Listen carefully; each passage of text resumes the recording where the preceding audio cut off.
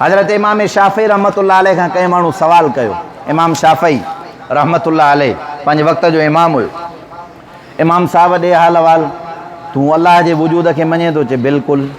हाणे जेकॾहिं हुन माण्हू खे क़ुर जी आयत पढ़ी करे सम्झाए, इमाम साहब सम्झाए सघे पियो। चइसि तव्हां अल्लाह जे वजूद खे कीअं सम्झो, असांखे बि सम्झायो। इमाम आज़म इमाम शाफ़ी रहमतुल्लाह अलैह फरमायो, मां हिकिड़े वण जे पते ॾे जॾहिं गौर कयुमि त मूंखे अल्लाह जो वजूद सम्झ में अची वियो। चए साईं कीअं? चई वण जो पतो हरणी थी खाए त उनजे पेट मां मुश्क थो निकिरे।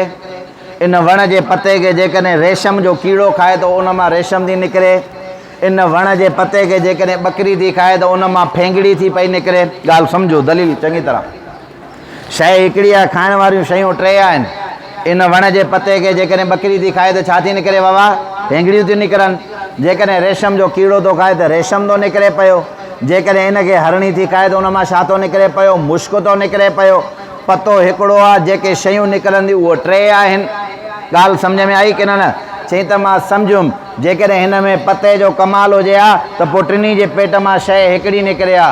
पतो हिकिड़ो आहे, शयूं टे मुख़्तलिफ़ आहिनि। जंहिं रड़ करे चयो आहे त हिन में कमाल पते जो कंहिं क़िस्म जो न आहे, उहो कारीगरी ॿियो आहे जंहिंजो कमाल आहे। कंहिंजे पेट मां हिन पते जे करे रेशम कढे, कंहिंजे पेट मां मुश्क कढे, कंहिंजे पेट मां फेंगड़ियूं कढे, उहा रब जी ज़ात आहे जंहिं खे मुख़्तलिफ़ बणायो आहे। ॻाल्हि सम्झ में आई अलाए?